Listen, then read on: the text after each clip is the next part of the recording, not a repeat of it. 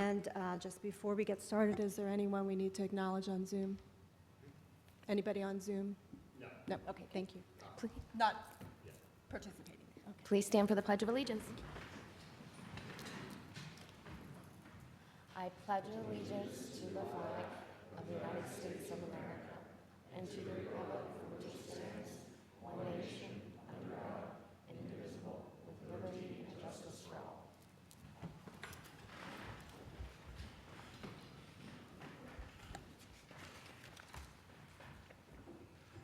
Good evening again. Just to let you know that the board did meet in an informational session prior to this meeting, an executive session, to work on our annual administrator review of their annual goals. We ran out of time, so we will continue that after this meeting, but that is the topic that we are discussing, just going over annual administrator goals. Also, just to let you know that Mr. Bermirsky is absent tonight. He is attending his own daughter's senior awards night tonight in Warwick. So Dr. Dandridge will be playing the part of Mr. Bermirsky tonight. So I will turn over to you for the next part of our agenda. And if you know Mr. Bermirsky, you know he doesn't leave anything to chance, so I'll do my best not to sound like I am reading his remarks, but these are his remarks. So. We have recognition in the Family, Career, and Community Leaders realm today. So the Family, Career, and Community Leaders of America is a dynamic and effective national career and technical student organization that helps young men and women become leaders and address important issues in personal and family life, and skills in several other pathways through family and consumer science and related career and technical education programs. The organization has involved over 10 million youth since its founding in 1945.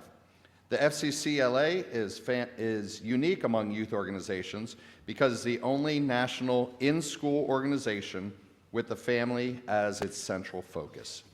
Participation in national programs and chapter activities helps members become strong leaders in their families, careers, and communities. And Hempfield High School has sponsored an FCCLA chapter since 2021. And we are here to recognize some of those teachers and students this evening. So I'd first like to recognize the teacher advisors here. We have Tegan Travis and Leah Blouse. If you would come forward and be recognized. Thank you very much.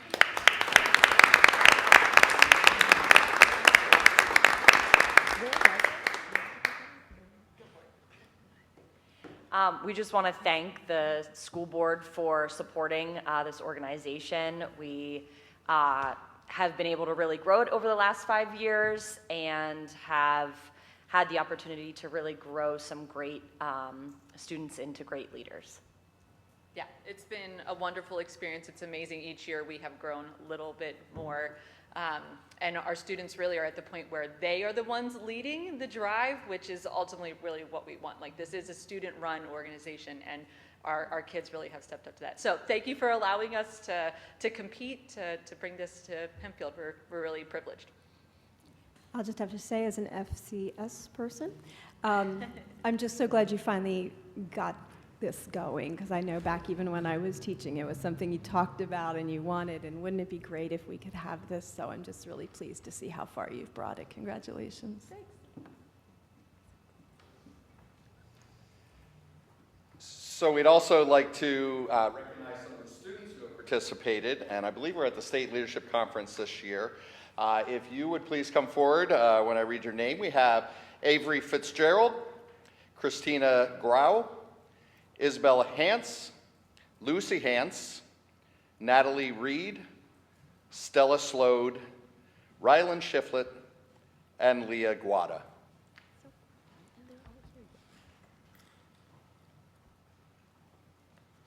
If we could give a round of applause to all of these student leaders.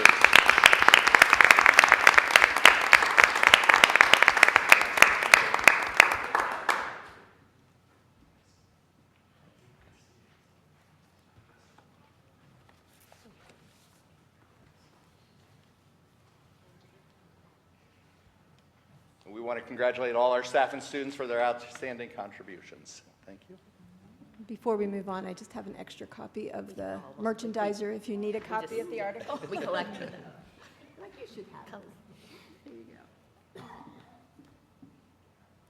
All right, one more time for all of them, because this was really amazing.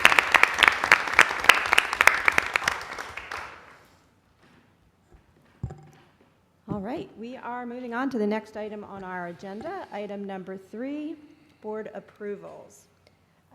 Is there a need to amend the agenda for any additions or deletions?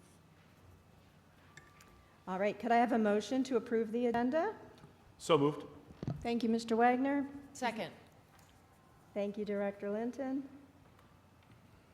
Any discussion? All those in favor say aye. Aye. Opposed? That is 8-0.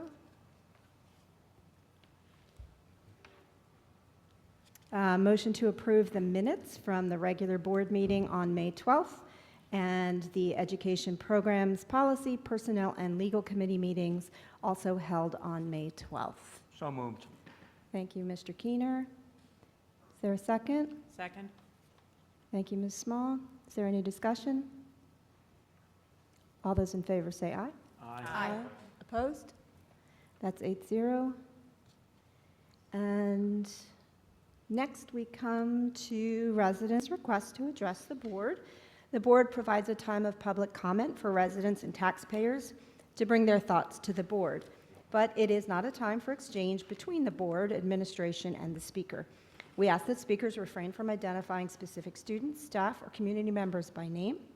Residents and taxpayers who are interested in making public comments must complete the electronic registration form prior to 3 p.m. on the day of the meeting. We have one request to address the board this evening. Our only speaker this evening is Ronnie Jevons.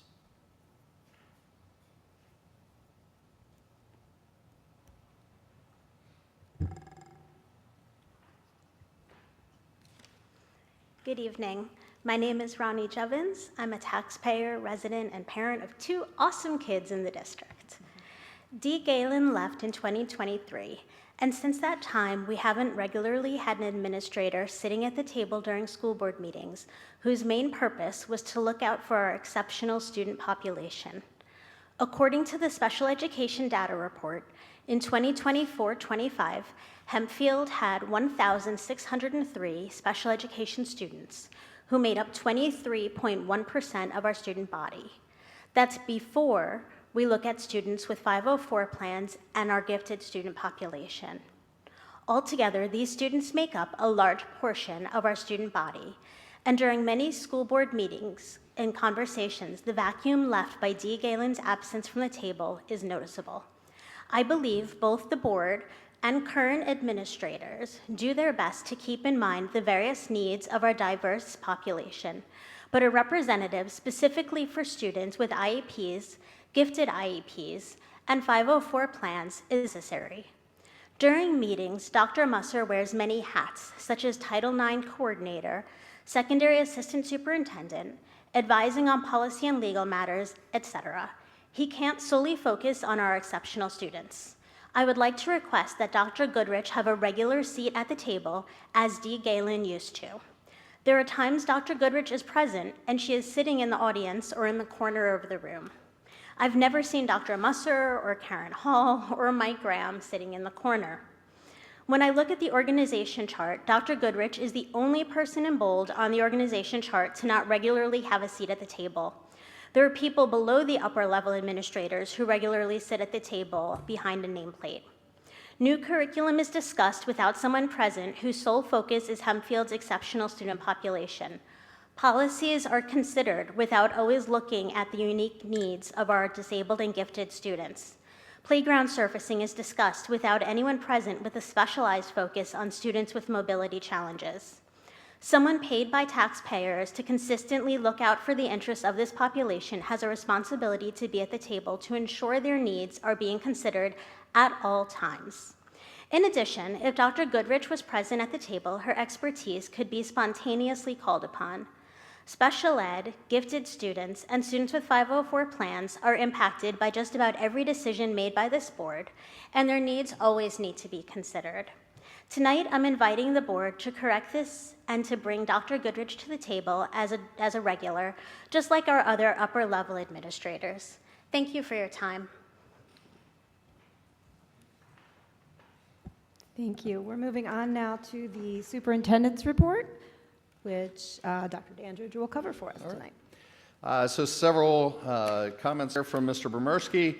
First, we hosted a combined Hempfield High School and Lancaster County CTC recognition event on Tuesday evening. That was prior to graduation.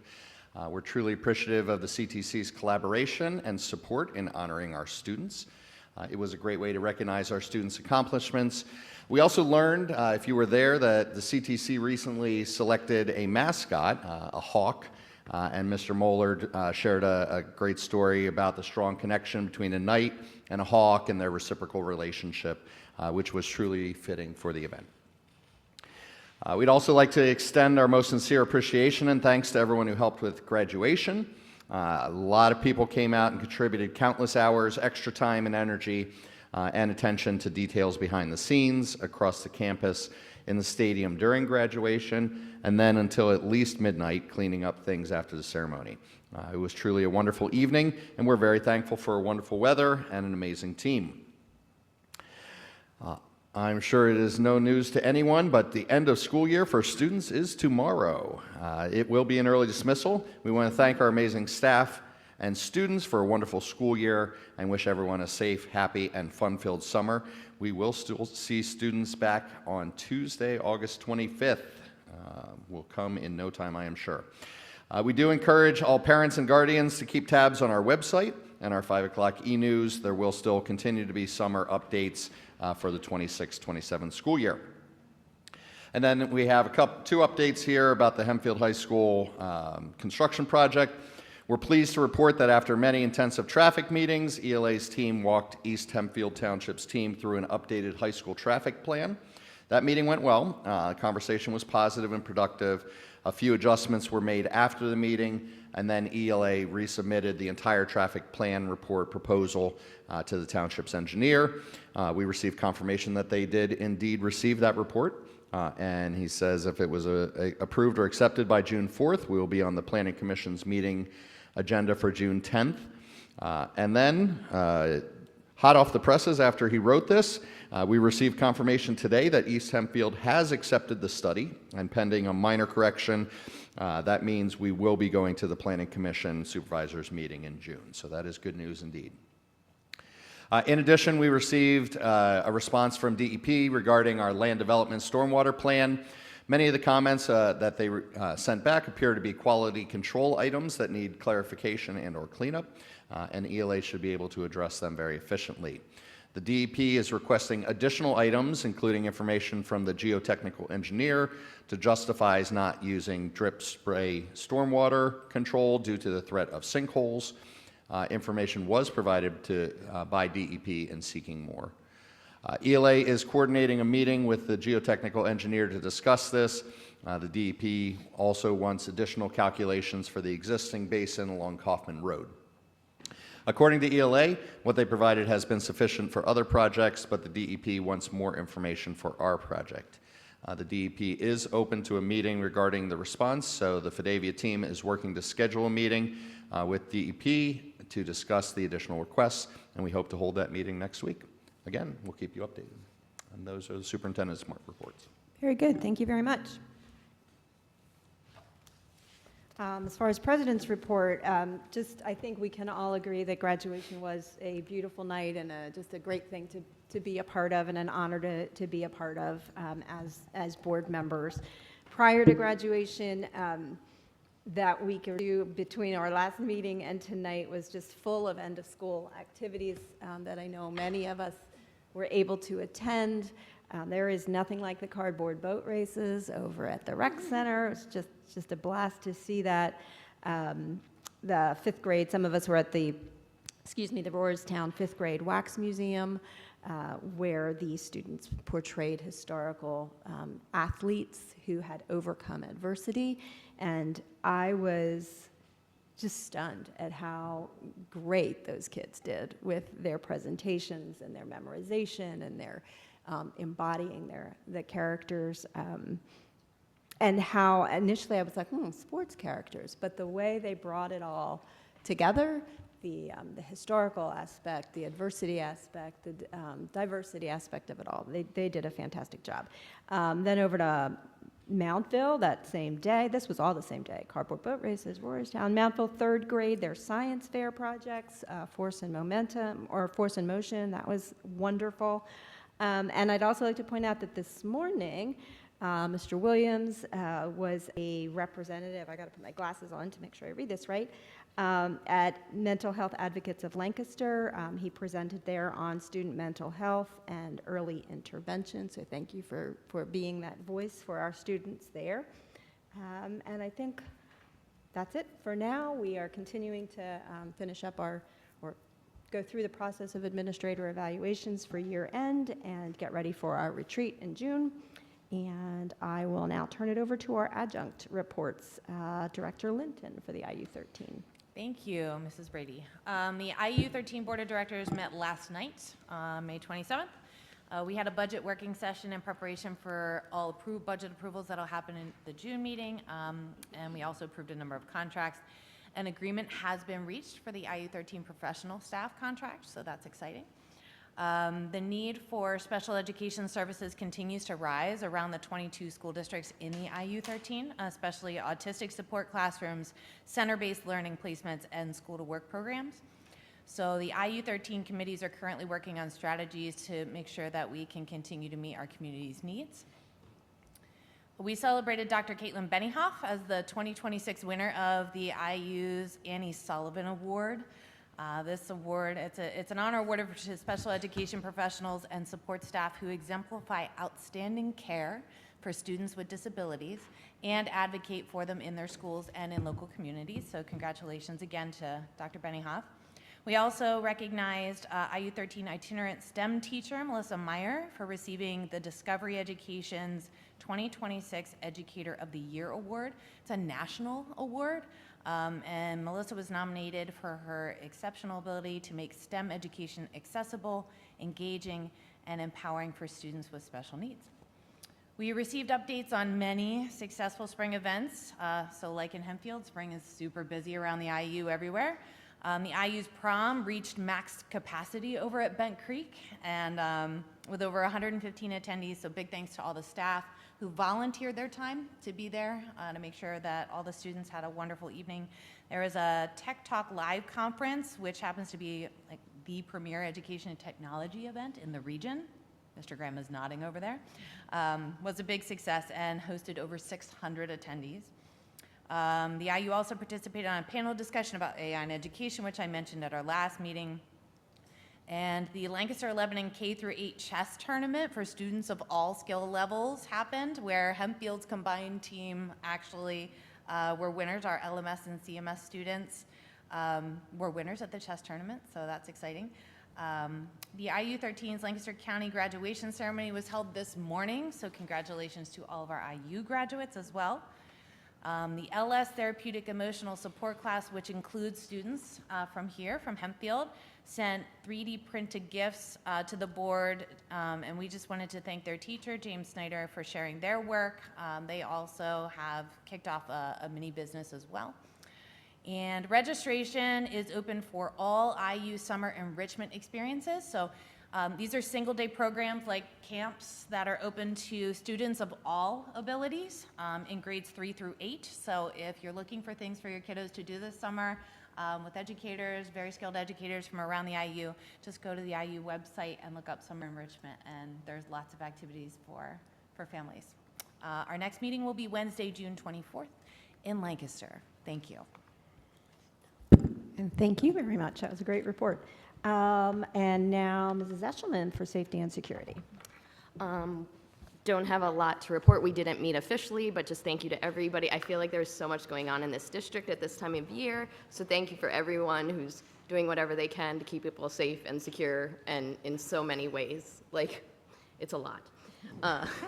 It's a lot.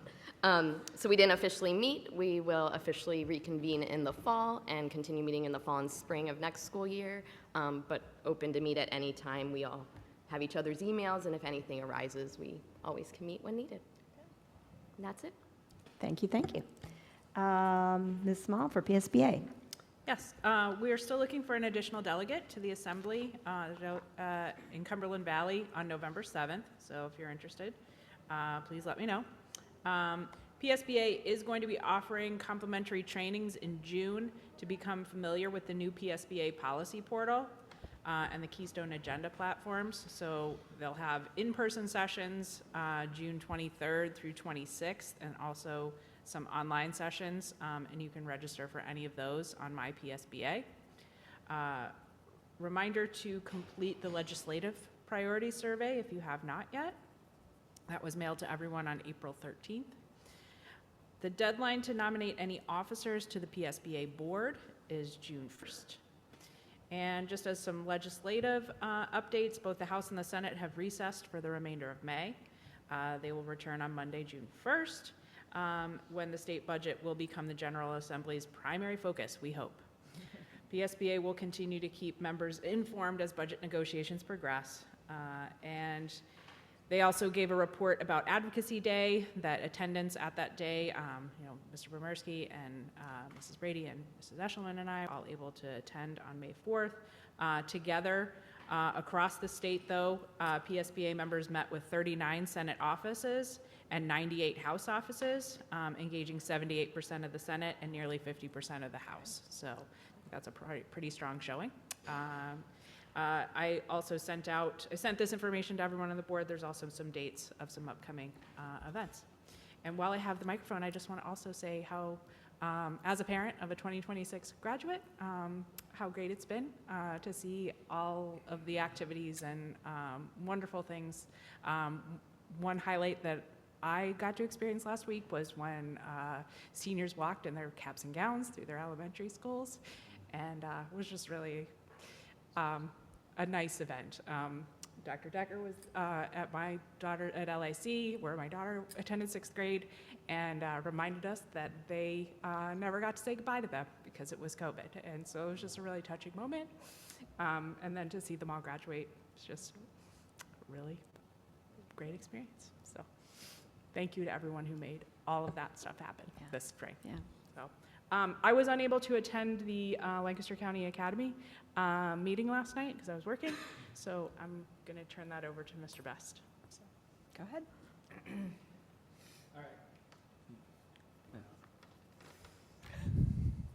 Mr. Keno, you had a question? Yeah, question for Mrs. Small. Oh, before we go to Lancaster County I'm sorry. Academy, before Lancaster County Academy report? Yeah. Okay. Yep, sure. We'll hold on to that, Mr. Best. Oh, no, PSBA conference, is it at Kalahari this year? Or? Yes. Okay. Yes, it's in October. Yes. In October, okay.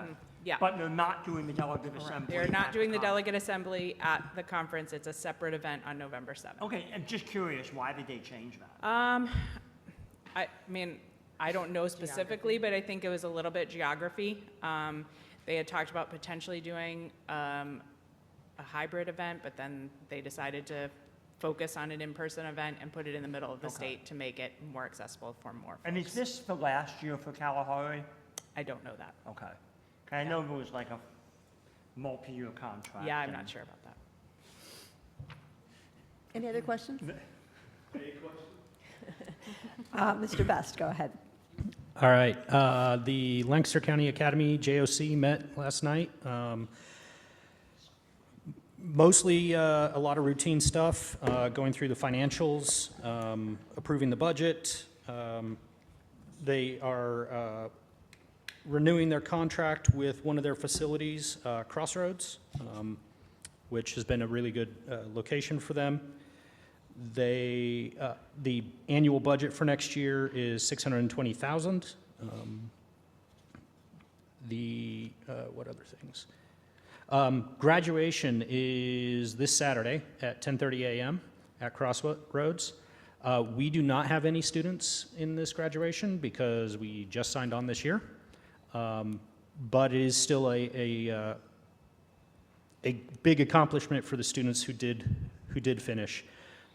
16 students will be walking, 23 students graduated, and there were some more that are pretty close. So they are continuing their curriculum rewrite schedule, similar how we've been doing it on a 6-year cycle. They presented what classes they're going to be doing what year. I think they started that a couple of years ago, trying to refresh everything.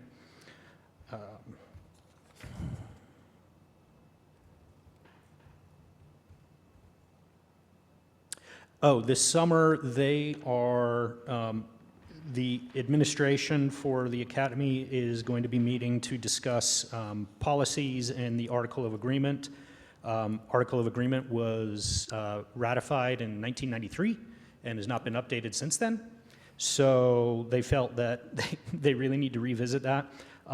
They don't have as robust of a policy book as we do, or any other school district, but they do want to look through their policies.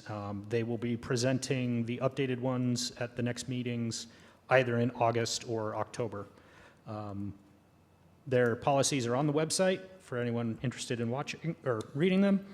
And double checking, I'm not missing anything. I think that is it. The next meeting for the JOC is August 5th.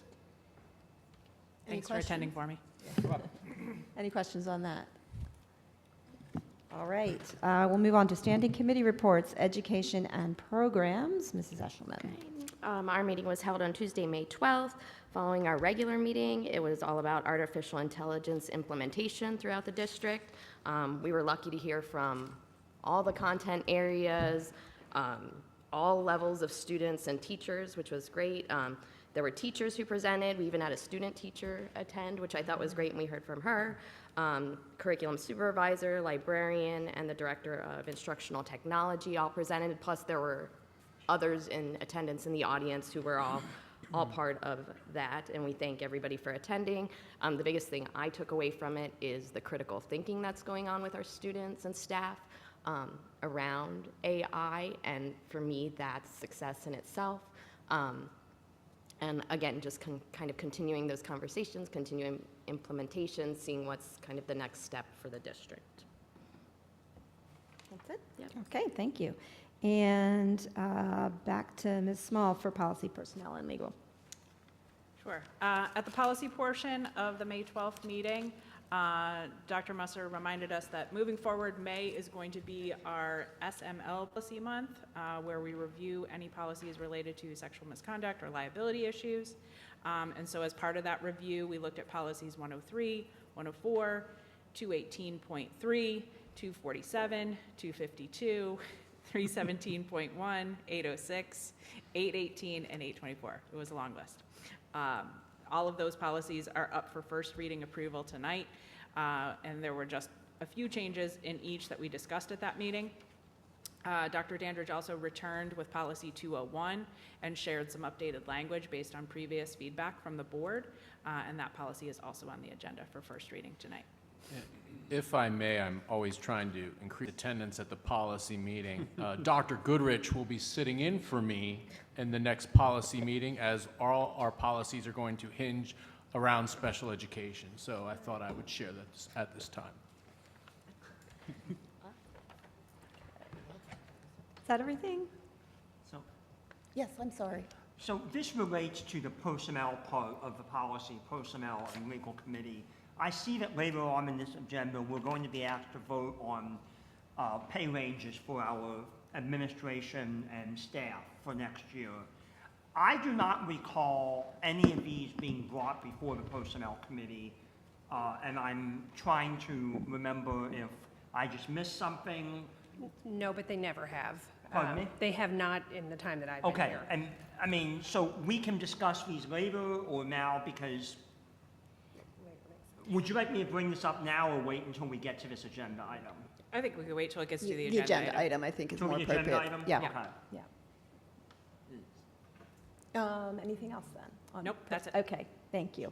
And we are moving on then to personnel action items. Approval of personnel action item A, 1 through 10, as presented. Is there a motion to approve personnel action items 9A, 1 through 10? So moved. Thank you, Mr. Williams. Is there a second? Second. Thank you, Mr. Best. Is there any discussion on this? Where is, I see Mr. Kramer's resignation on here. What is happening with him? He's resigned? Pardon? He's resigned. He's resigned. He's moving to a different district. I'm sorry? He resigned from the district and is moving to a different district. Right, and where is he going? Susquehanna. Susquehanna is, yeah, that's my understanding. Susquehanna. It's Susquehanna, and I believe in Susquehanna, Duncannon. Assistant superintendent? I believe that's Okay. true, yes. Thank you. You're welcome. Any other discussion or questions? All right, do I have I have the motion, I have the second. All those in favor, say aye. Aye. Opposed? That carries 8-0. We are moving on to finance action items. Approval of finance action items B through I as presented. That would be contracts, financial reports, food service reports, district solicitor engagement letter, substitute compensation, administration compensation, and the general obligation bond. Is there a motion to approve 10B through 10I as presented? Okay. Wait, I want to make sure, The items that you have are in question are within this cluster, so this would be. are they in this tranche of? Yeah, so this would be where the discussion Okay, would I'd like to come. pull,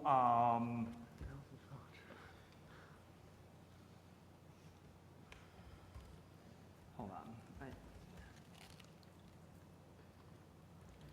A tranche, by the way, it refers to a slice, portion, or division of a larger financial or whole pool.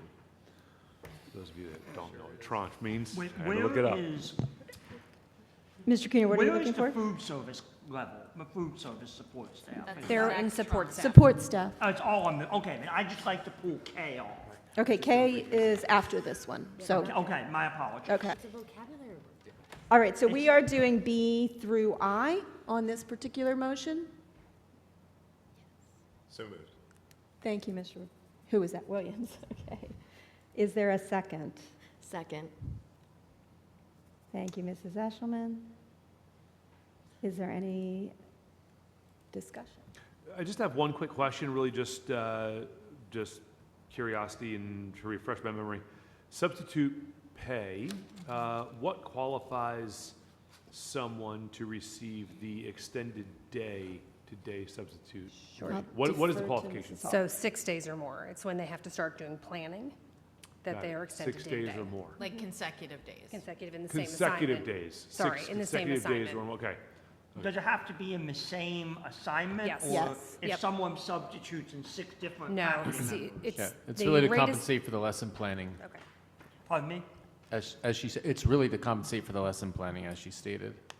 The lesson planning, so the teacher is now not just Gotcha. using the other teacher's plan, she's planning on her own. Thank you. does that answer your question? Yeah, Okay. it does, it just, yeah, it does, yeah. So if I decided to become a substitute teacher, I could literally substitute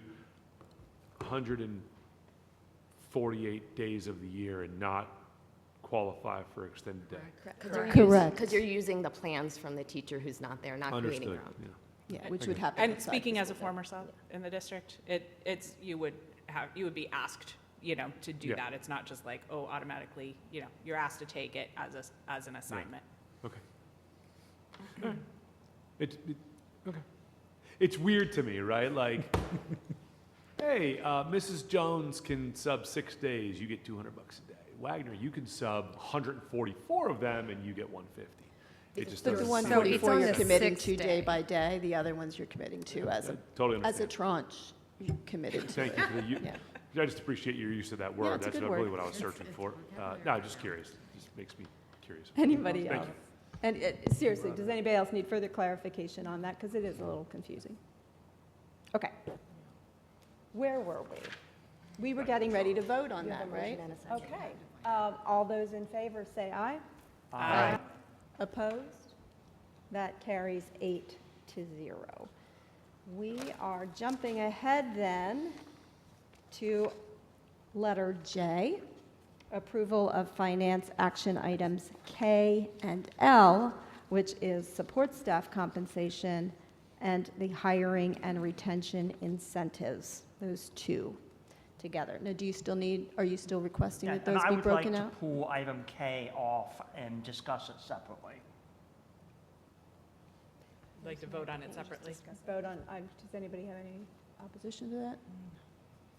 Okay. All right, we'll start with item K then. Is there a motion to approve the support staff compensation? So as moved. presented?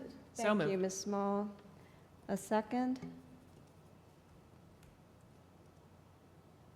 I'll second it. Thank you, Director Linton. And discussion. Any discussion? Mr. Keener? Thank you, Mrs. Brady. In looking through these ranges, particularly for the food service and the hourly support staff, excuse me, we continue to lag behind the market, and the problem gets worse every year. I did some quick math here, and I want to go to pay range H2, which would be the administrative assistants for our senior leaders other than the superintendent and our skilled tradespeople. We are starting people out at $22.74 an hour. That's $47,300 a year, okay? A midpoint person, which is $27.86 an hour, is, here, I'm running my calculator as we speak. And I'm just running this hourly rate times 2,080. That's $57,900. We are starting junior faculty members with no experience at $70,000 a year for working nine months, 189 days. These are full-time, 12-month employees, mid-career people, making $12,000 a year less than a junior faculty member. Mrs. Hall, how many applications do we typically get for a bachelor's step 1, a junior faculty position? Depends on the position. For elementary. Elementary ed. We get quite a few. Like dozens, hundreds? 30, 40 Okay. last time. How many, and I don't know the answer to this question, the last time we hired for a skilled tradesperson, how many applications did we get from qualified individuals? Not 30. Right, okay. Kim, do you recall? It's been a little while. Probably the last time we got maybe 3, 4. Okay. 5 at the most.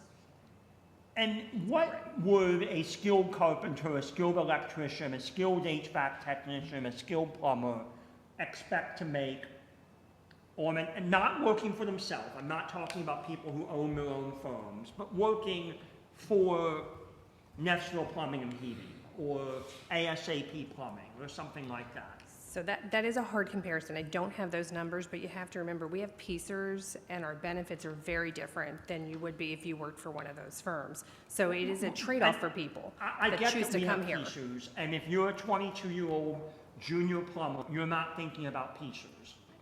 Okay, you're thinking about how do I feed my family, how do I make my truck payment, and how do I start saving for retirement, okay? That is Peasers. Okay, so those are the skilled trades. Let's just scroll down the list here. And let's jump over to food service. Food service workers, general workers, starting at $13.32 an hour with a midpoint of $16.33, and the most we can pay a food service worker is $18.01 an hour. These people can go to any fast food restaurant in Lancaster County and make more than that. A 16-year-old high school student with no experience can walk into Chick-fil-A, walk into McDonald's, walk into Uncommon Pizza, walk into Hot Z, et cetera, et cetera, et cetera, and make more than $13.32 an hour. I mean, I don't want to belabor this point.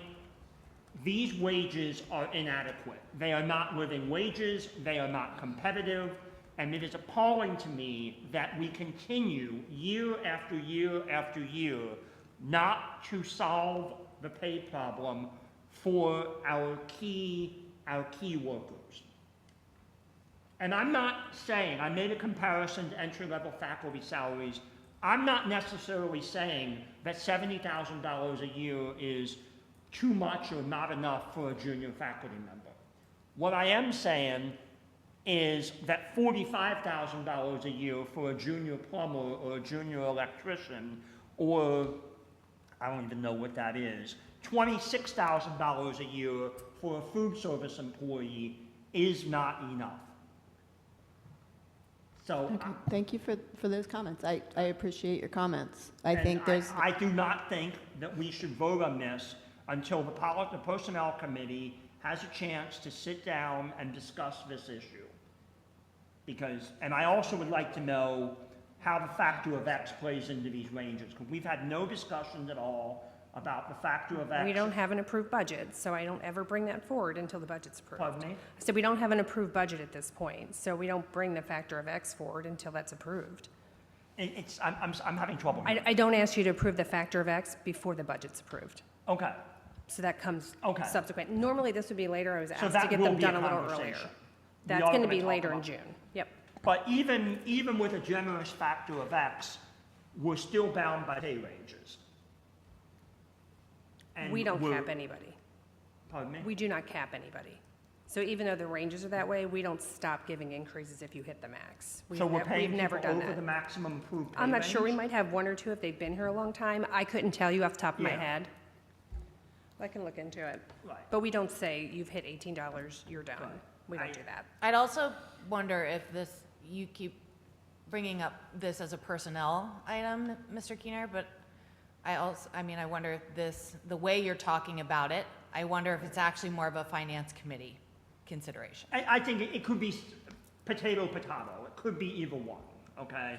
I mean, at the end of the day, it crosses it's a financial cost, but it involves hiring and valuing our people and recruiting our people. I think I would want to know, before we hold this up, what the impact of holding it up would be on moving forward, and whether or not this is a conversation to be taken up for future planning, rather than something that needs to move forward at this time.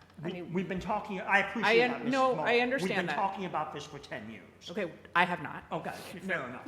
Listening. I have been listening about it, but yeah, I mean, I think if this is a goal that we want to set as a board, then that is something that we can talk about and consider moving forward. But I want to know, like, what the impact of us holding this up right now would be. So if we can hold it up, but it really affects the factor of X. Without knowing what the ranges are and what the midpoint is, it's hard to apply the factor of X because you get a different amount depending on if you're below or above.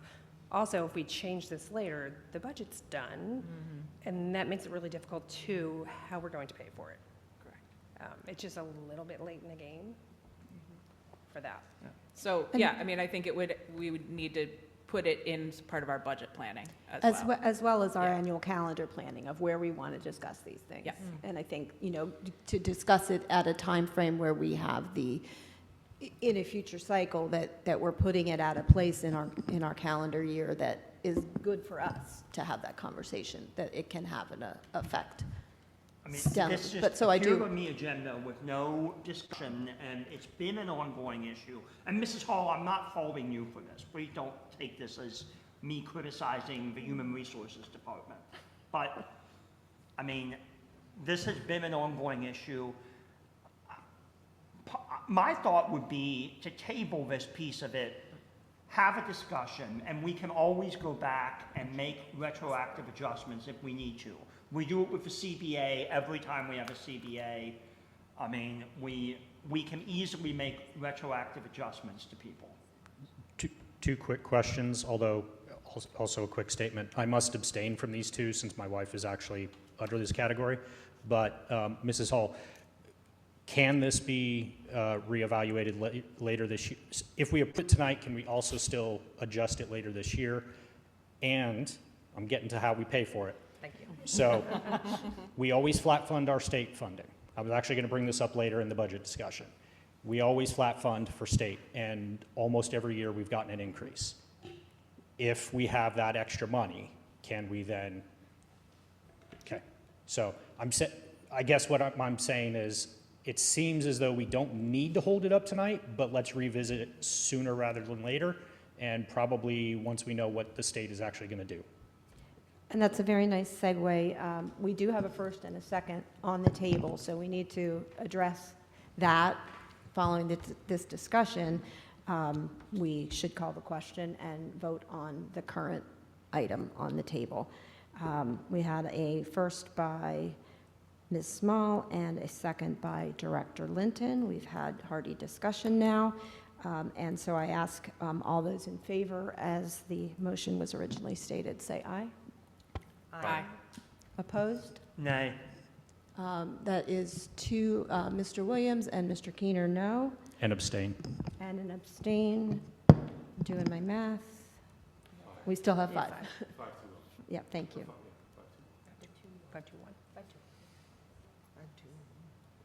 5-2-1. There's one person So, absent. 5-2-1. 5 yes, 2 no, 1 abstain.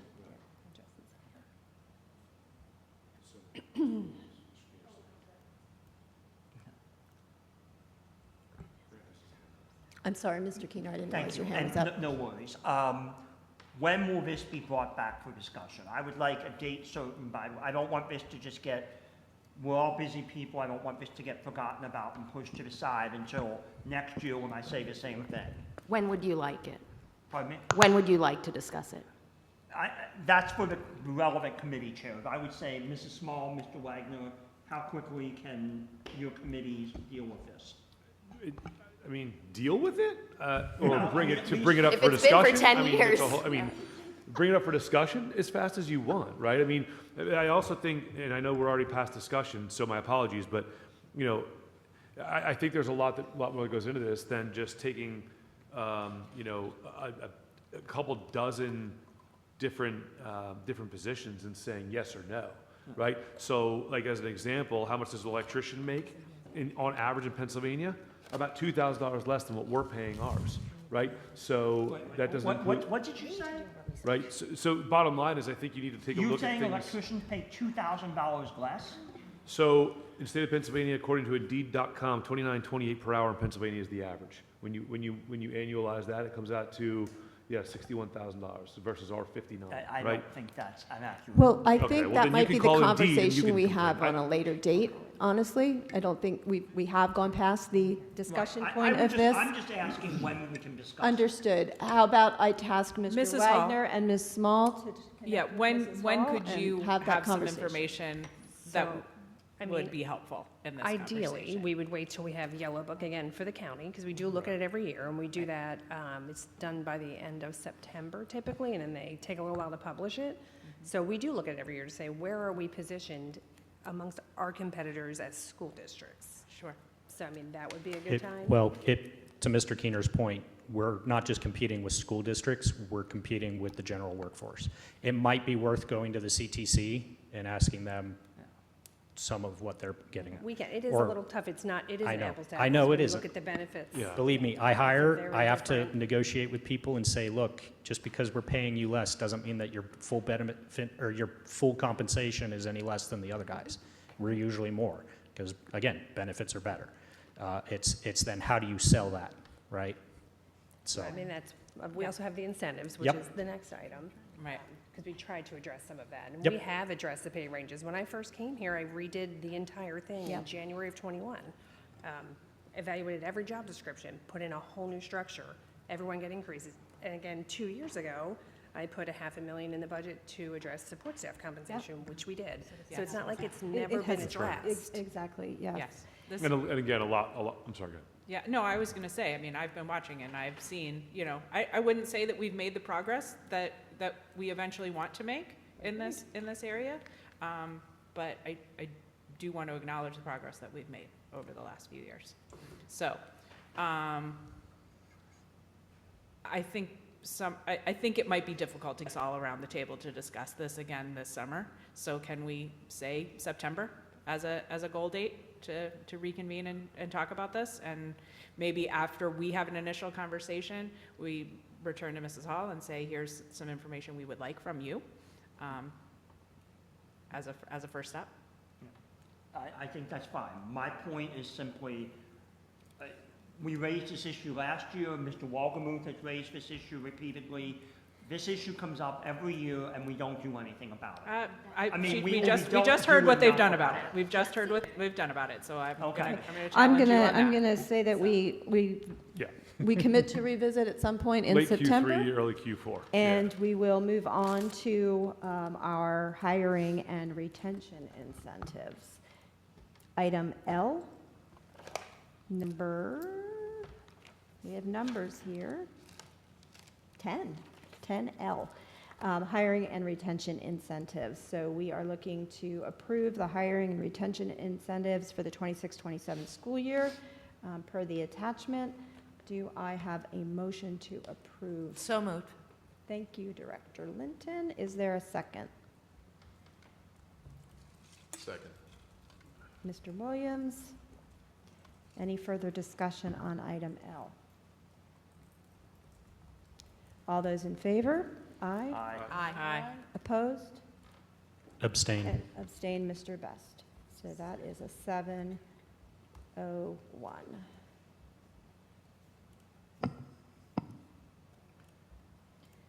All right, next we have the approval of finance action items N through O.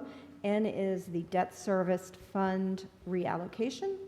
O is the debt service fund resolution. I need a motion to approve finance action items 10N and through 10O as presented. Motion. Thank you, Mrs. Eshelman. Is there a second? Second. Thank you, Mr. Best. Any discussion on those items? I just want to thank Mrs. Hall for answering all my questions. I'll say it was probably half of Mrs. Marquez here. All right, both of you. Thank you The whole both. team. Very good. Because I was really confused about this, so. And thank you for posting those questions ahead of time so that speeds things along.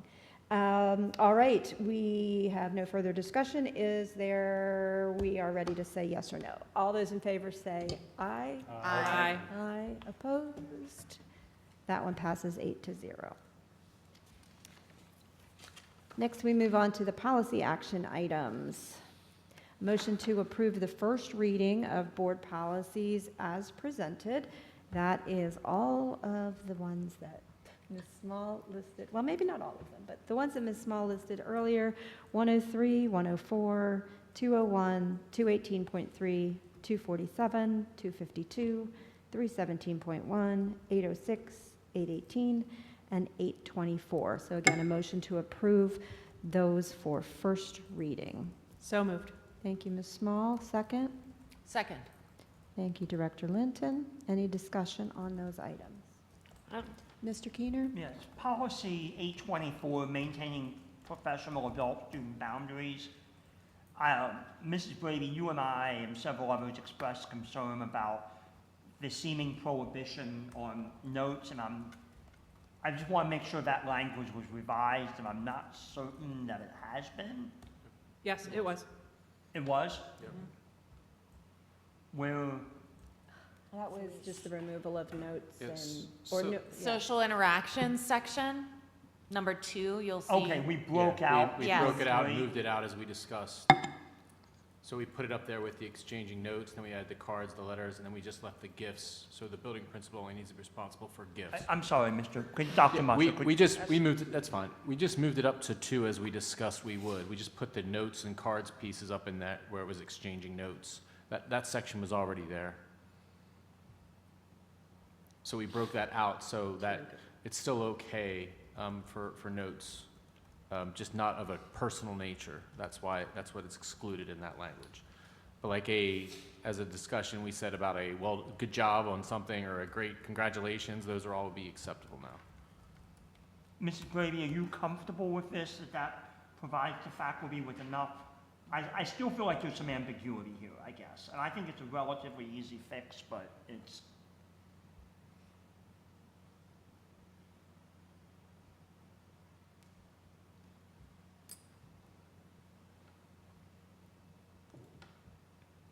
Thank you. I'll read much faster that way.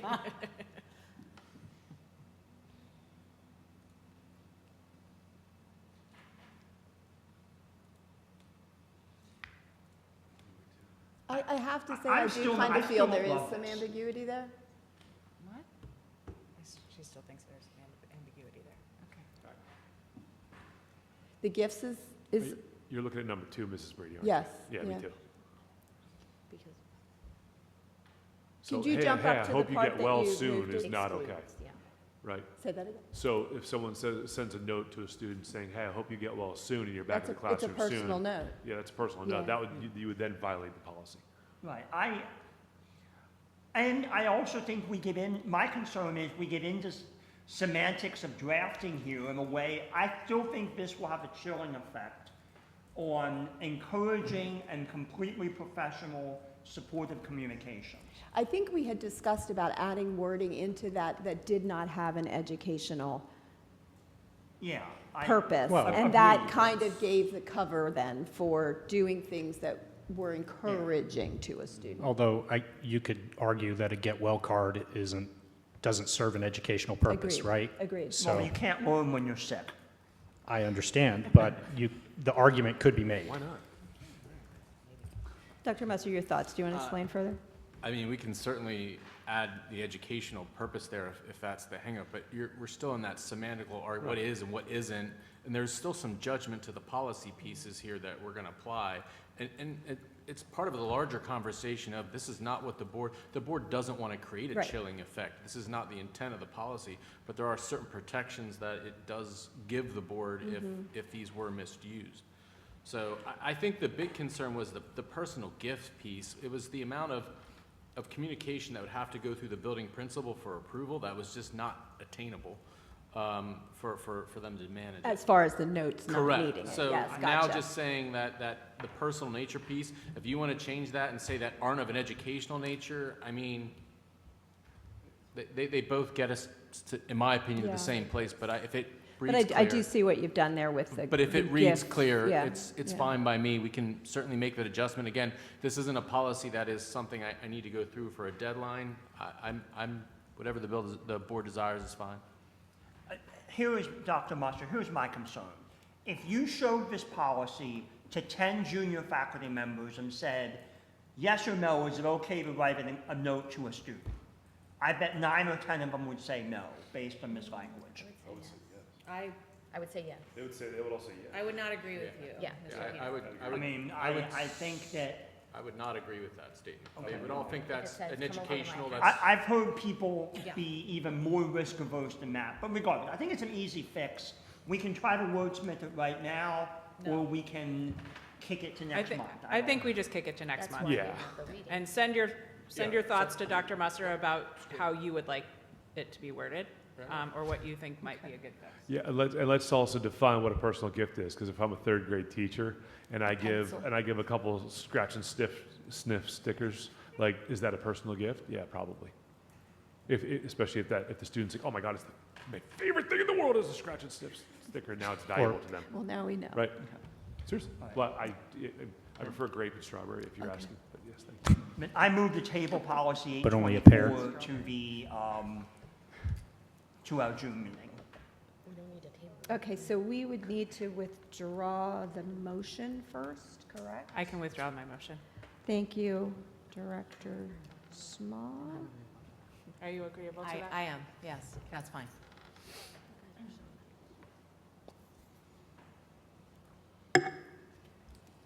So then you can make your motion.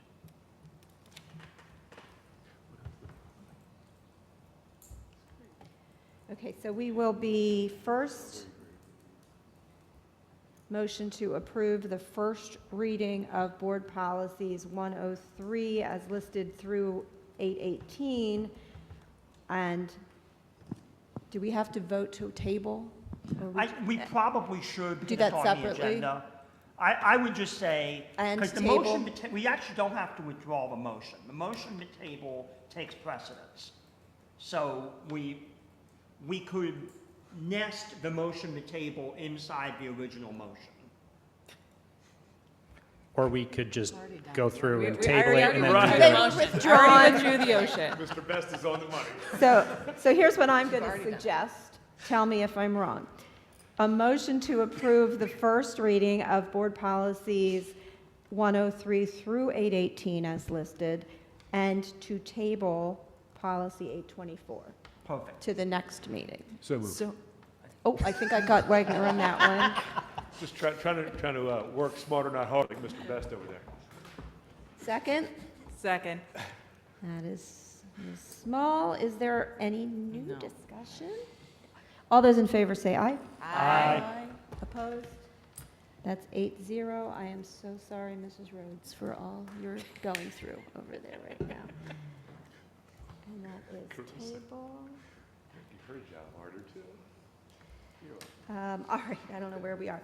Number 12, other action items. Approval of other action items B through D as presented, which are sell and donate and dispose of items, non-school sponsored trip, and the agricultural education program. Do I have a motion to approve items B through D? So moved. Thank you, Director Linton. Is there a second?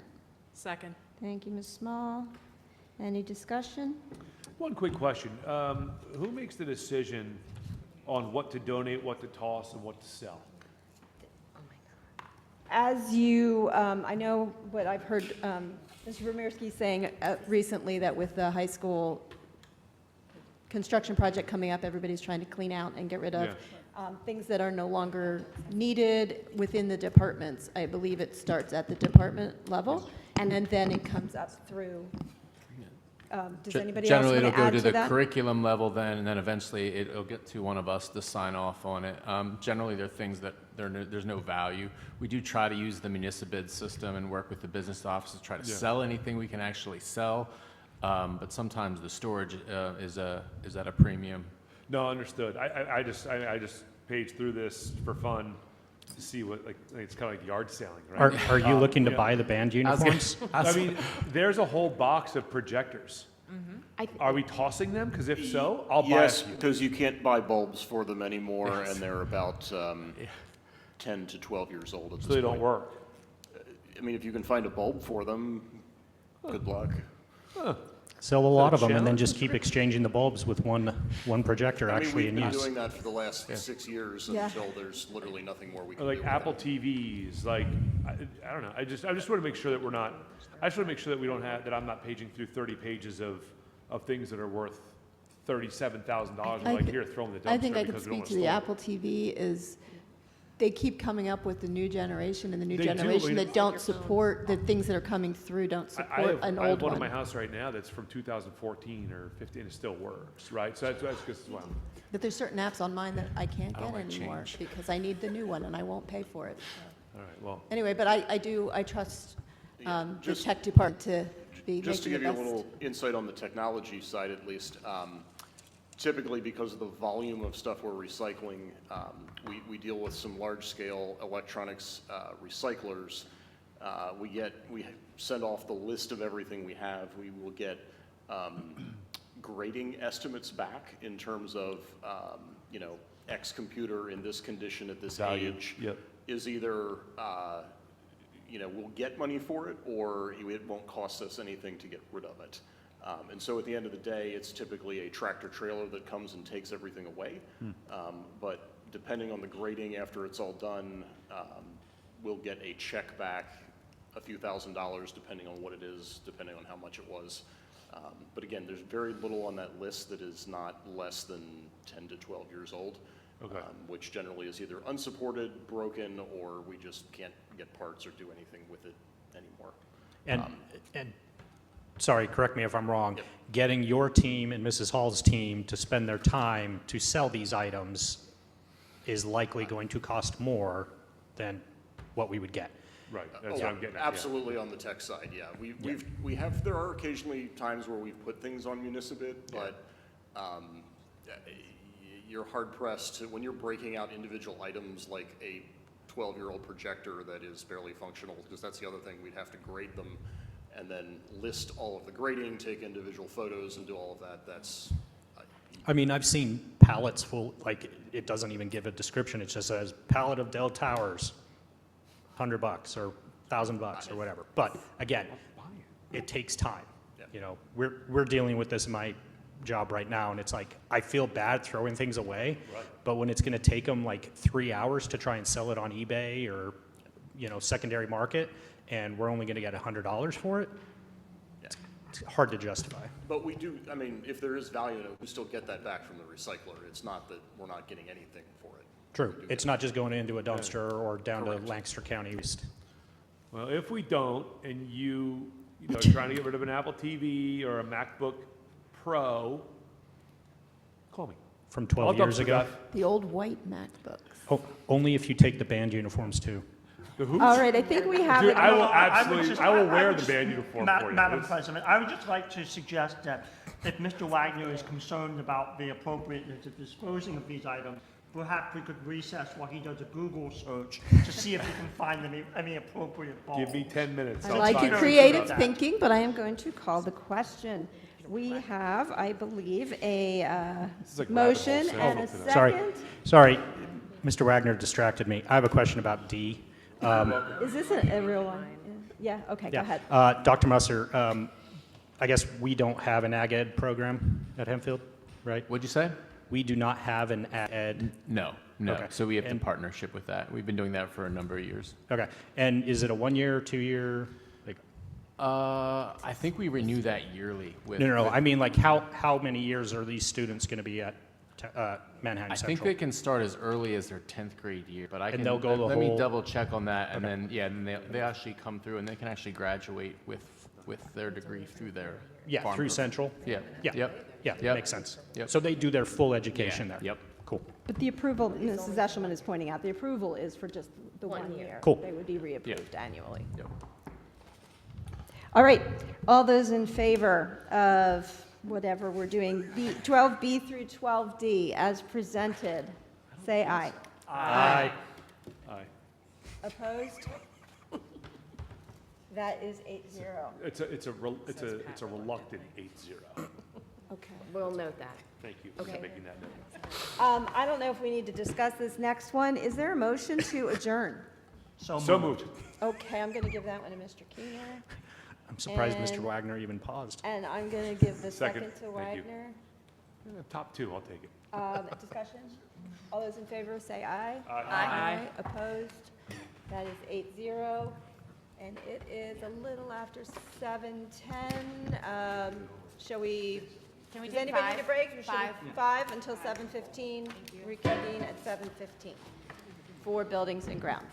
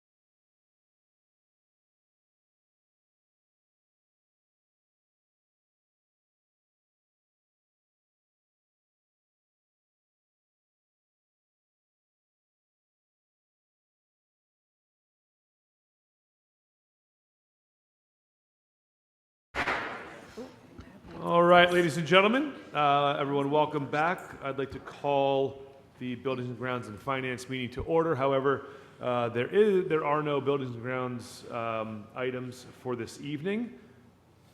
I did not orchestrate that, but if you'd like to give me credit for unearned, work, I'm happy to accept that credit. So we will move right into the finance portion of the meeting. To my knowledge, we have no residents' request to address the board. And so, you good?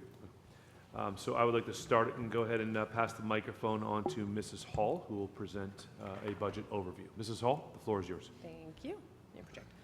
Okay, so last meeting, we talked about the tax increase, and the majority went with a 4.1% increase, which is what you will see in this presentation. So anything highlighted in the presentation is new information. So you can see the 4.1 balanced it out. So we have neither a surplus nor a deficit. That assumes state funding at a flat level. That's special ed, basic ed adequacy, and a 4.1% tax increase. Moving to the next one, just breaks out the buckets of revenue. Obviously, the local is higher based upon the tax increase that was put into the system. Expenditures are next. Those haven't moved. We've been sitting at this 164,399 for a couple presentations now. The one thing that is new, next slide, is the homestead farmstead exclusion. We did get the information from the state to calculate what that would look like for those who have been approved to have that exclusion. And this year it's $228.05 for those properties that have been approved for the reduction. Slightly higher than last year, but it turns out to be like $1 more per household. So very minimal. Next is the Act 1 index forecast. So you can see that we have no taxing authority left because we went to the index. I didn't put the approved tax increase in there because we don't do that until June 9th. But that is what it looks like, 249 to balance the budget and 161 for our debt service commitment. That should say 225. I just realized I pulled up something wrong on my Act 1 chart. It should say 225 million, not 211. I will correct that. Next slide just shows what the tax increase scenarios are. The median assessed value, we got that from the county, so that is a little bit higher than last year, so I just highlighted that. If you look at the 4.1%, you're looking at an annual tax increase of $178 on the median assessed home. So I don't know if there's further discussion. I just wanted to bring this back to show it to you in its proposed final state. We will have everything prepared to vote on the 9th. I don't know if there wants to be further discussion here. I don't know if we are still 4-1. I just want to make sure before we do prepare everything for the 9th that is where the majority of the board is landing. So. Just wanted to confirm that is median, not mean or average? That's median. Okay. And Ms. Hall? Yes. If the board, I understand that you will prepare the budget documents around 4.1%. Yes. But if the board would vote in a different direction, you will have time to make those changes. So I'll have to revise the documents and we'll have to have a vote on the 23rd. Right, understood. Thank you. So, sorry. I was just going to express some thoughts, hopefully to reduce the amount of discussion we have to do next month, to hopefully not create more work for the business office. After listening to what Mr. Keener, Mr. Williams, and Mr. Wolgemuth were saying in the last finance meeting, I didn't necessarily agree with their viewpoints, but I've been thinking about that a lot over the last month. And I think, personally, I still think that the 4-1 is the right decision, even though more than likely we are going to get more money from the state. It's the question of how much, and I know we don't like to gamble like that. I know it was discussed last year, and I remember Mr. Wagner specifically saying, don't gamble on money you don't know that you're going to have, right? We do have a pretty healthy fund balance, so we could tap into that. But in my mind, this feels like the more fiscally responsible path forward, especially when you start looking at all of the initiatives that we are asking the administration to pursue. Full day kindergarten, additional mental health support, increasing the support staff rates. I feel like if we go to this 4-1, that sets us up for more flexibility later. But and also because the Act 1 index is going down, more than likely, heaven forbid we have another huge inflationary event. Because of that, we need to have some buffer built in now to deal with that. However, I also do think that the administration would be wise to come up with what ifs if we do end up with more state funding. What are we going to do with that money, right? It's not like we can go back and retroactively lower the tax increase. So what can we do to advance some of the initiatives that we were projecting a couple years out and bring them forward? Could we increase our support staff pay? Could we, I know it's probably too late to say full day kindergarten 100% this year because that's more than just a money issue. But are there other things that we can continue to pursue? Are there more services that we can provide our students that maybe we couldn't afford before that we can look at outsourcing or bringing in more, professionals to deal with those things? So those are my thoughts. I also just wanted to add, as far as pushing the calendar into June further, I believe you had said at some point that if we do go to that later June date, while we can, it actually harms us somewhat financially to do that, potentially? So it does a little bit. So it will delay the mailing of our tax bills, and the longer it takes to get them out, the longer it takes for us to get the payments in, and then we lose interest. Okay. So it hits us in the interest income if we are too late. Thank you for that explanation. One quick question, Mrs. Hall, and I'm sure I've asked this in the past. I think I did. I don't know. I can't remember specifically, but what are some of the considerations that are taken into account when they set the index, the max index? What are the things that are taken into consideration? I just think about things in next year, year after the year after the year. You know what I mean? Like, and there's a lot of things that go into that. Clearly, that will raise or lower that number. We can forecast it, but we don't know. So how do they do that? So the base index, do you know how they set it? I actually just pulled it up. It's the I don't. total market value of all property in the district divided by the personal income aid ratio. So how many people, are needing aid. And if that, that's how you get the bonus That's how you above. get the adjusted, Yeah. But the base index is averaging the percent increases in the average weekly wage and the federal employment cost index for schools. Got it. Thank you. Thank you. ChatGPT. PA.gov. I just want to echo a little bit of what Mr. Best just said and say that I would like to see us have some real conversations about how we use the dollars that come from the state, that they don't just automatically get put into the general fund or the capital fund, even though those are also very real needs. But if we could have some discussions about potential earmarks and what initiatives, because really, especially the adequacy dollars, are designed to be for improvements in education, and they need to be used that way. And I know we need to make those applications for those dollars, and we have. But I think having some conversations about, the dollars are there to help us. So what are we actually using them for? Yeah. So some transparency about that. I agree. Yeah, I think would be helpful.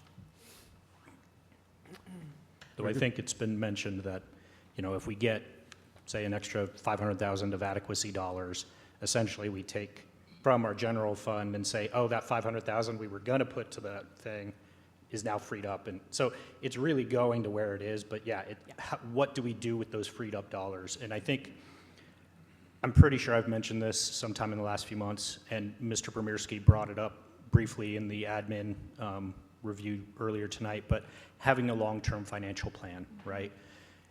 I know it's been years. It seems like every couple of months somebody brings up some new initiative where it's like, we need to improve this, we need to do this, we need to do this. And taken in a vacuum, yeah, that sounds great. But then at the end of the year, when we're debating the budget, it's like, this isn't going to add up, right? So if we have a plan, and we, just like we've been doing with the high school, right? That has been a very clear plan for the last couple of years, and that's been great. And the same thing with the other capital projects, right? We have that plan for stages 1 through 4. That's great. But what about all the other stuff, right? Let's make a plan, just like with full-day kindergarten, right? The goal is 27, 28, or later, hopefully not too much later. But what are some other initiatives that we can say, you know what, by this year, 29, 30, 28, 29, we'll have this in our district so that we can tell the community. I think it also helps from a PR standpoint, like for anyone who's complaining about tax increases, because I get it, nobody likes tax increases. If they can understand where that money's going, I think that will help. I think it's a good point, right, Mr. Best? I mean, I've said it 1,000 times, I'll say it 1,000 more. Like, if folks knew 1/50th of what they think they know in the community, and I'm not saying that, I'm not knocking the community, but like, if they knew that, they would have less questions and have less things to say negatively, right? And at the end of the day, you just outlined a list of things that we are up against over the next several years that we have to take very serious considerations on. So, and a lot of people look at one thing and they go, oh, you can pay for that. Well, yeah, we can. But then if you do that like 13 times over or 36 times over, suddenly you're like, and then I think about, my first grade son, 15 years, you know what I mean? He's still living here. We're going to be in debt if we're not careful, and those decisions have to be made now. So yeah, it's a well-made point. I totally agree. So, any other questions, thoughts, comments, anything else, Mrs. Hall, on your end to add to that? No. Okay. All right, hearing none, I'll move on to the next presentation, fund balance presentation by Ms. Tamayo. The floor is yours. All right, hello everyone. I'm Lydia. I haven't met a lot of you. I'm the Assistant Director of Business Ops here, so I work with Mrs. Hall and Mrs. Marchese very closely. I was asked to put together a presentation about fund classifications and fund designations, just to get a little more knowledge surrounding them because they can be confusing. So if you want to go to the next one. So first of all, what is an actual fund balance? That's thrown around a lot. So most think of a fund balance as cash or other money just sitting in our bank account. It's not. The fund balance is the difference between our assets and our liabilities, and it represents the spendable and non-spendable portions of our resources available to meet future obligations. So I also want to say it's also a snapshot. Typically, our fund balance is presented on our audited financial statements. So we really are only seeing our fund balance at one point in time. It's a moving number, but it's only truly looked at on June 30th to see kind of where we're at within the district. The biggest thing is we do not deplete our fund balance unless absolutely necessary. It's our savings account for future obligations, and it's also for our long-term goals. So when we were just talking about where we want to go, what we want to see within the district, that's where we really utilize our fund balance. If you want to go to the next one. So there's 5 different types of fund balance designations. I have them listed as the most restricted at the top to the least restrictive. So our non-spendable fund balance are the funds that cannot be spent because they are in a non-spendable form or they are legally or contractually there to remain intact. So for Hempfield's purposes, those non-spendable portions are our prepaid expenses within our general fund. So anything, for example, that we're buying in 25-26 fiscal year but will be used in 26-27 will fall in our non-spendable because they're expenditures that we're doing and expensing now, but it will actually be expensed next year. That's a little confusing. We are run on a modified cash or modified accrual basis of accounting, so it's a little confusing, but non-spendable are prepaid. When you see that on our fund balance, just know those are expenses for next fiscal year. So they will naturally come in and out of that non-spendable, but again, since fund balance is a snapshot, you will only see it on June 30th, what's sitting as a prepaid. The next is our restricted fund balance. These are the funds that are restricted for a specific purpose. In Hempfield's case, it is our scholarship fund. They are restricted amounts set by local community members, our own high school awards. They are there to be spent only for certain purposes. Next is the committed fund balance. These are the funds that can only be used for specific purposes as a result of formal board action, as that's the highest level of authority. So our committed fund balance, as it stands, I think it's about $3 million. I think that's, you don't have to move, but it's on the next slide, and that's right now keynoted for retirement. Then we have the assigned fund balance. These are the funds that reflect the intent for use for a specific purpose as designed by someone authorized by the board. So that in our case is our CFOO and our finance committee. The assigned fund balance, though, it does not need formal board action to be assigned. It can just be the purview of the finance committee and the CFO communicating, in Hempfield's case, saying we want to use this money for this purpose, no formal board action. The last is our unassigned fund balance, and these are the funds that have not been designated for any other reason. They they're not sitting there because they are actually there to help offset any deficits or surpluses. So we don't typically move from unassigned to one of those unless it's a board action item or the CFO or the finance committee wants to move something to our assigned fund balance. But we do want to keep a healthy amount in our unassigned fund balance just for those budgetary shortfalls. You can go to the next one. So this is just our snapshot as of June 30th, 2025, as reported on our audited financial statements. So that non-spendable line, that $78,000, I did a little more digging and I found that they were the prepaid expenses. I know when I talked to Judy and Mrs. Brady, Mrs. Eshelman before, I wasn't completely sure what they were, so I did some more digging, and they are prepaid expenses. I figured that out. Restricted is our scholarship fund, so that's what's sitting in our scholarship fund to be used. We have our committed, like I said earlier, the $3 million is noted for our retirement. Just because PSERS is so volatile, this $3 million has been sitting there for a number of years. It is recommended to continue to sit there just because our PSERS rate next year it actually goes down, but then it is projected to increase pretty substantially through 2030. So having that committed fund balance there is good. Our assigned fund balance is at $7. Sorry. Yeah. So with the committed fund balance, you use PSERS as an example, you're projecting it'll go down next year. Would one potential strategy be to flat fund PSERS and then put any excess into that committed fund balance as a hedge against anticipated future increases? So I guess what I'm saying, as PSERS is going down, it's just our percent that we're responsible for is decreasing. Right, I know okay. that. I'm just asking from a strategy point of view. The $3 billion has been sitting there for a number of years. I don't necessarily recommend to move additional money into it unless absolutely necessary. Thus far, we have never touched that $3 million, and it's been there for a number of years. I see no reason to add to it if we don't need to, if it could be utilized elsewhere. I would just worry a little bit about a mini fiscal cliff scenario where, we're spending a little bit less on PSERS this year, but then we're going to have to spend that in future years plus some. I would just worry about becoming reliant on that short-term savings. I think when we do that our is a strategic question.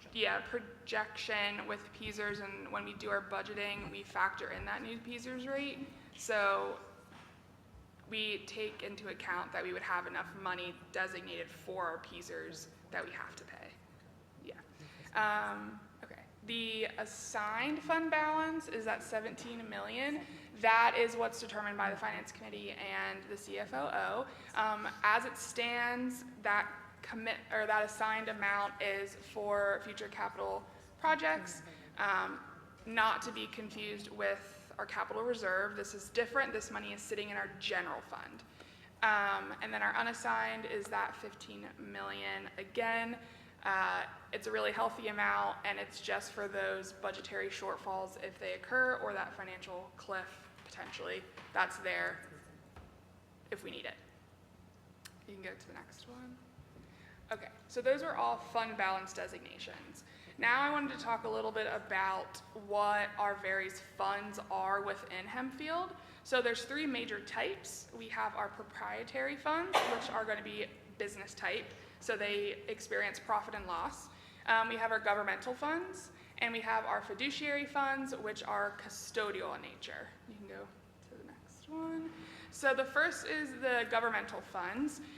So our general fund, we talk about it all the time. It is our general operating account. The majority of all of our expenses flow in and out of our general fund.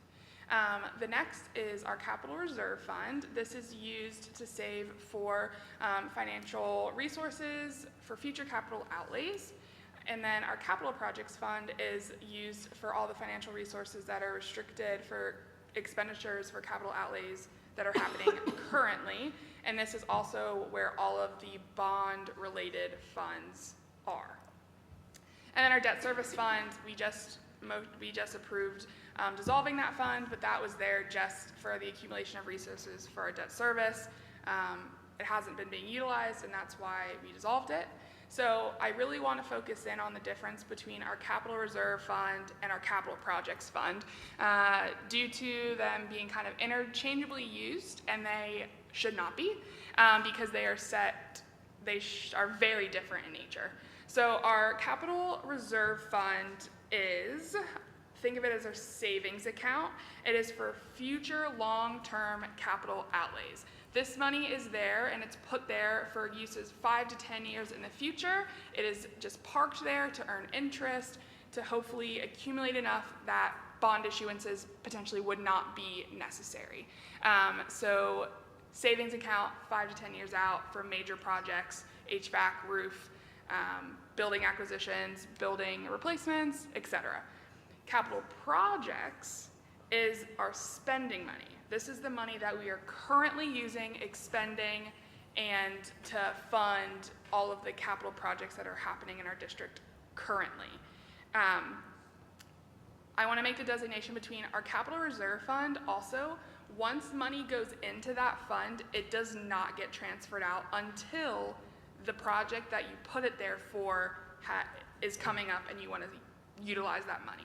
So once it's parked there, it stays there. You can't just move it out to move it out. It has to be designated for a purpose. Where the capital projects is our bond funded account, so that, again, our bonds are restricted. They're written in a way that they're set up for certain projects that are occurring currently. In our case, it would be our high school projects, and also any other capital expenditures that are happening currently. So I want to make that designation. Cap reserve, once the money goes in there, it does not come out until it is needed. Capital projects is our flexible, we actually make payments from that fund. Hopefully that makes sense. Okay. Next. Wait, can I ask a quick question? So do you sometimes move money from the capital reserve funds? Do you have to move it into the capital projects fund then to spend it, or not necessarily? Once all of the bond money is spent down, that's when you move it. start using your cap reserve. So you'll see some of the resolutions that we've been putting through, moving money from our bond fund into cap reserve. That's just because we should have been drawing down from our capital projects. Fine. So now we're just reimbursing our cap reserve fund that should not have been touched yet. So that's why you see that. But hopefully that answered your question. Kind of, but I'll ask it again then. Okay. You can go to the next one. So our proprietary funds are our business type funds. Here at Hempfield, we have our food service, so that's all of our food service operating to feed the kids, and also it is to buy cafeteria equipment. That also can be purchased out of food service. It could also be purchased out of CAP projects, but typically food service will handle those costs. And then our hospitalization fund is used to account for the employee contribution, stop loss, and hospitalization costs. We'll see this with our rates that we are getting from the employees every month through payroll. We'll take that money, transfer it into hospitalization to actually pay the claims. So we don't use the general fund to pay hospital claims. We actually use the hospitalization fund to make and pay those claims. You can go to the next one. All right, our fiduciary funds or our custodial funds, these are the most restrictive funds that are out there. So we have two. We have our student activity fund and our scholarship fund. Our student activity fund is actually set up to be more restrictive per the Manual of Accounting in Pennsylvania. We have a Fund 81. So with that being said, this fund is used solely for student-led activities. So anything that's going through student activities must have student advisors and student presidents and treasurers, etc. They have to sign off on everything that is flowing through their club accounts, for example. There's also within student activities allowable and unallowable costs as set up by PD Chart of Accounts and the PA School Code. So this is a highly restrictive fund in nature, just because the money that's in there is for the students that are actually paying into the fund with club dues, etc. Our scholarship fund, again, is dedicated money established by businesses, organizations to help students pay for educational expenses. I think that's pretty self-explanatory. It's only used for scholarships. And that's it. Any questions? I will reread and reread the difference between capital reserves but you, when you sat down with us last week to begin this conversation, that is my biggest takeaway, that they are different things. And I really appreciate you explaining it the way you did. And I'll need to reread it many times again, but thank you. Yeah, no problem. I wish I had had this presentation 10 years ago. I mean, like, I know most of this stuff, but it's taken me 10 years to learn it. This was a great, this should be baked into new board member training from now until eternity. Thank you. It's also important for the public. Yeah. It's transparent and it's information everyone should have available, so appreciate it. I think another good clarification that we need to make here is that, you know, sometimes we get accused of overtaxing or, you know, hey, you have all this money in savings, why are you, you know, increasing to the max? Really the only part that's quote unquote flexible is that assigned balance, correct? And that's even restricted. And if I'm not mistaken, that really would only cover us for like a month, maybe 6 weeks of payroll, right? Maybe. A little more. So, but the point is, it's not like, you know, a great emergency fund. You know, for personal finance, you're told to have 6 to 12 months of savings. We don't even have that much, right? Not allowed to. Because we're not allowed to by the General Assembly.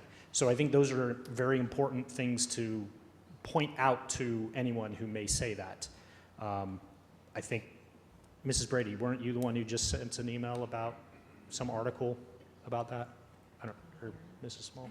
I don't know. Whatever. I saw an article recently where people were criticizing school districts for having, oh, no, it was Cyber Charter.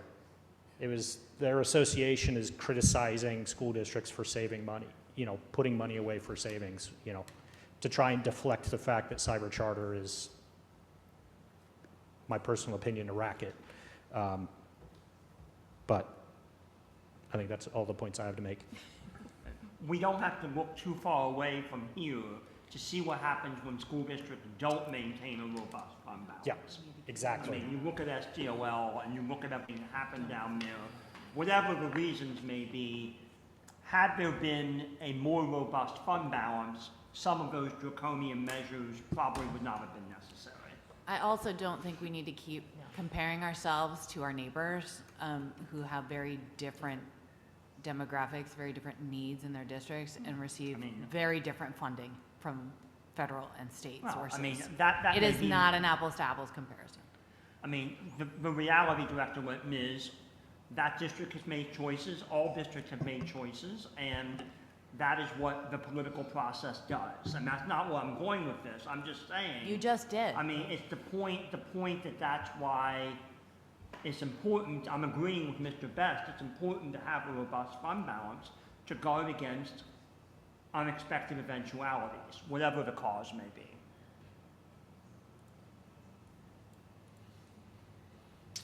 All right. Any other questions, thoughts, comments? Dare I ask? Very good. Really nicely done. Really good presentation. I couldn't agree more. I think, yeah, like I'm with Mrs. Brady. Like I've learned all these things and I know the definitions, but knowing the definition is one thing. Being able to apply it the right way is a totally different ballgame, right? And understanding really how it plays factor into what you do and how you do it, it's a different ballgame. So really well done, really cool stuff, and it should be something that I think, frankly, like I would even say like every year you do that, like we do this again just to like refresh ourselves on, oh, this is what general fund means, right? Like I think it's very, very nicely done indeed. Thank you for the time and the work putting it together. Very good. Moving forward, I will turn your attention to 4C in your packet, which includes contracts, a count of 7 of them to be exact, scheduled for approval at our board meeting coming up on June the 9th. They are there for your review, for you to read through, for any questions that you may have. We can talk about them on June 9th, right? Unless you have questions now, if anything caught your attention. All right, hearing none. Take a look at that if you have any questions. Certainly we can talk about that in a couple weeks at our next meeting. One final piece here, just turning your attention to the schedule of upcoming meetings, which thankfully we get in our board news as well, which is actually where I go to get all my meeting dates, in case anyone's curious. So really good stuff, but please take a look at that, look at that when you get a chance to. And with that, I believe we are ready to adjourn. May I have a motion to adjourn? Motion. Mrs. Brady, may I have a second? Second by Mr. Williams. Any discussion? Great. Hearing none. All in favor? Aye. Aye. Motion carries 8-0. This meeting is adjourned. Thank you all. Have a good evening.